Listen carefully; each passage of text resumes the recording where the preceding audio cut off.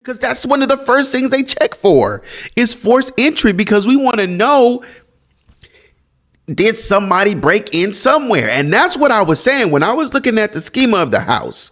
And Patsy had to come down from the third floor to the second floor. You got John Bonet's room right there, and then you got to run all the way across, the house, on the second floor to get to Burke's room. But you run downstairs, down the same stairwell. You run downstairs, right? And you look and you find the note and you run back upstairs. Some say that she went and checked John Bonet's room. Some say and just kind of lightly checked it and then closed it back and then ran and checked on Burke and screamed and hollered, "Where's my baby?" While John did the same thing, and then Burke just kind of stayed in the bed and faked like he was asleep kind of deal. And it sounded to me, though, when she was in the deposition and she recounted the story, that she said that she just ran upstairs and talked to John. Now, that would mean that she left out the part to where she ran upstairs and checked John Bonet's room, which she may have said somewhere else, ran up, checked John Bonet's room and, dashed on up to tell John. But in other versions of the story, she ran and she opened the door, but she really didn't check it out. But she had a thorough investigation of Ramsey's room. She went in there, ran around, "Where's my daughter?" so on and so forth, and then ran upstairs. So, if Leslie Durgan and the cops are coming back and saying that, look, it's bullcrap, these people are lying from the very get-go, you don't like it because I'm hot on your trail and I'm on your case, and so you keep on telling me, oh, you guys are not doing your job, do something else, how dare you even, man, because I'm just trying to, all right. Listening to Durgan, you would assume that she had information from police that led her to feel comfortable saying that, okay, recalled KMGH Denver investigative reporter Julie Hayden in the Netflix series, explaining why authorities' behavior in those early days also contributed to the cloud of suspicion growing around John and Patsy. The implication from that clearly would be that it was somebody connected with the family.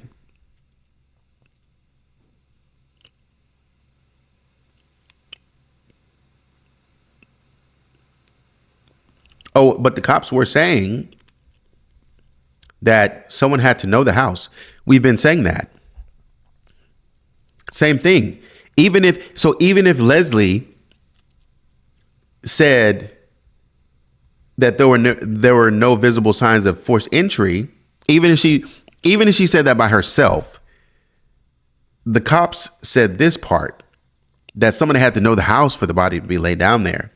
Listening to Durgan, you would have assumed this, so on and so forth. Accusations that the Ramseys grieving was staged. Journalist McKinley recalled in the series thinking that the Ramseys made an orchestrated appearance at a January 5, 1997 memorial for their daughter in Boulder. "It didn't seem sincere to me, and it was almost like a performance," she added, singling out Patsy's big black sunglasses and all black attire as a particularly notable touch. "John barely remembered the day because we were in shock," he said. Frankly, he said in the series, but any accusation that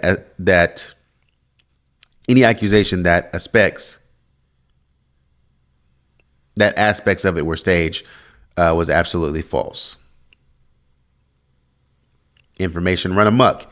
Local media were getting a lot of information from law enforcement sources, often crediting just one source if that's all they could get. Several journalists noted in the series, and not all of it was factual. Charlie Brennan of the Rocky Mountain News admitted getting it wrong when he reported for the paper that John, a licensed pilot, had flown John Bonet's coffin to Atlanta on his own plane. I mean, that's okay. That was inaccurate, he said in the Netflix series. "It came from a source that I thoroughly trusted and had given me other solid information. That information was wrong. My source was wrong in that case, and that was a mistake." Okay. DNA results go unreported. The Colorado Bureau of Investigations reported stating that unidentified male DNA found on John Bonet's underwear and under her fingernails did not match her father or her brother, her 10-year-old brother, Burke Ramsey, when it came back on January 5th of 1997. But police didn't share the findings right away, not even with prosecutors. Police were told in January, John said in the series, they kept that secret from the media and from the district attorney for months. Stranger still, investigative reporter Woodward observed in the series was that info didn't leak to the media. DNA results often leak in murder cases, she said. Yet, when the one piece of evidence that clears them, or at least clears their DNA, comes back, there's not a leak about it. But Woodward noted early in the investigation that there was massive police leaking that Patsy Ramsey had written the ransom note. The theory was duly reported on multiple handwriting experts determined her writing and the letter did not match. Retired Detective Whitson recalled in the series. I don't know where they're getting that from because we've read people who thought it was Patsy. They kept that secret, John said, of the DNA findings because it conflicted with their conclusion that we were the killers. Okay. Then they would have just went ahead with the grand jury's decision to indict you, and they would have went ahead and arrested you. Police versus prosecutors. Boulder Police Detective Steve Thomas took over leading the investigation into JonBenét's death in early 97, and he zeroed in on her parents.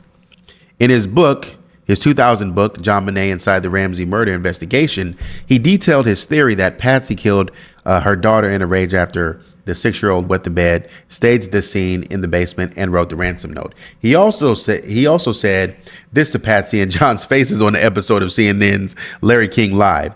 They vehemently pushed back, Patsy ultimately saying, God knows what happened and the truth is going to prevail. The Ramseys filed an $80 million defamation lawsuit against Thomas and his publisher in 2001. It was settled for an undisclosed sum. In the Netflix series, John said that Steve's theory didn't pass the sanity test. Patsy had recovered from stage 4 ovarian cancer, John said. She was grateful to be alive. Do you think that her child wetting the bed would be a big deal? No, she was happy to be alive and to have some more time with her children. Steve Thomas resigned from the case in protest in August of 98, accusing the district attorney's office of mishandling the Ramsey case. So we already have somebody here that's saying, man, no matter what they tell you, it's bull crap. No matter what they say, no matter what they do, it's bull crap. They're mishandling this thing bad. So that's a clue right there. People are quitting, man, I want to go ahead and see if Lou Smith, before he passed, if he quit or if he retired, to kind of get a better glimpse outside of the case. Steve resigned in August of 98, accusing the DA's office of mishandling the case. In a 2004 interview, Boulder District Attorney Alex Hunter reflected on a split between his office and Boulder PD, noting some Boulder police thought they knew who did it, and some of my people were convinced that it was an intruder that did it. The Ramseys' new champion. In 97, the DA's office brought in retired Detective Lou Smith to consult on the case. Smith died in 2010, but he detailed in a video and audio diary sampled in Netflix series why he believed the Ramseys were innocent. There was no motive, no evidence of bad character. He said in a 98 recording per this series, there is evidence of an intruder. I say this over and over and over again. Nobody wants to listen. So when prosecutors opted to take their case against the Ramseys to the grand jury in September of 98, Smith tendered his resignation from the case. Yeah. He will have no part in trying to convict an innocent couple. Colorado Springs Police Department investigations commander Kurt Pillar, who considered Smith a mentor, said in Netflix series that's how strongly he felt about this case. John recalled in the series, we fully expected and were prepared to be indicted because they were saying you can indict a ham sandwich in front of a grand jury. It's one-sided argument. Okay. You know, John talks so brash sometimes to where it's like we should believe, and Patsy too. To where it's like, who are you going to believe? You're going to believe these guys? How dare you do so? How dare you say this? Who are you going to believe? You're going to believe these guys over us? I mean, well, yeah, I mean, we don't. It's like they lack common sense in this area.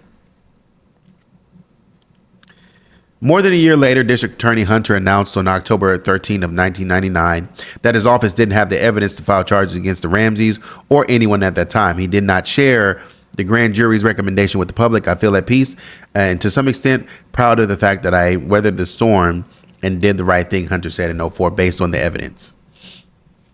In 2008, his successor, Mary Lacy, publicly exonerated John, Patsy, and Burke. I remember that one. And they were like, yo, what the heck were you doing? Citing the results of the new touch DNA analysis to the extent that we may have contributed in any way to the public's perception that you might have been involved in this crime, I'm deeply sorry, the DA wrote in the letter to John.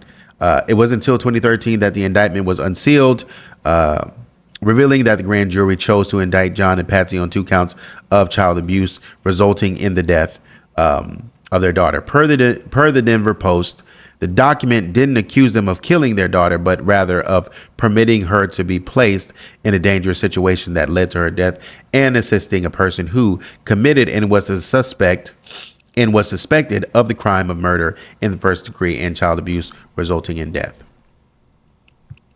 We didn't know who did what, a member of the grand jury told the Boulder Daily Camera in January of 2013. But we felt the adults in the house may have done something that they certainly could have prevented, or they could have helped her, and they didn't.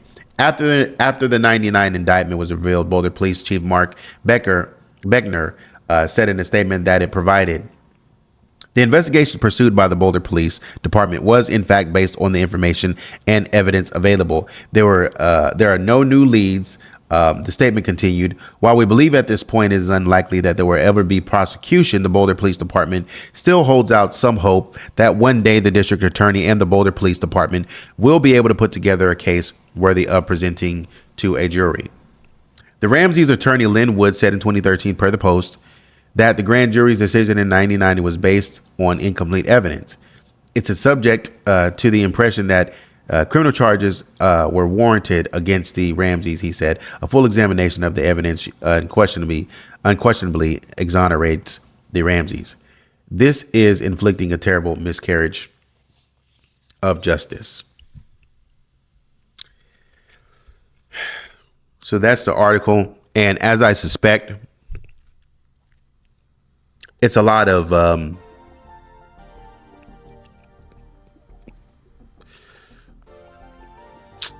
passing blame is what it is. It's a lot of passing blame. How dare you blame me? You shouldn't be talking to me like this. How dare you? How dare you? How dare you? And it's just wild to me because it just seems like they're not helpful at all. But, that's the video. Like I said, we still have some more that I want to dig into on John. And till the next video, take it easy. And thank you for watching.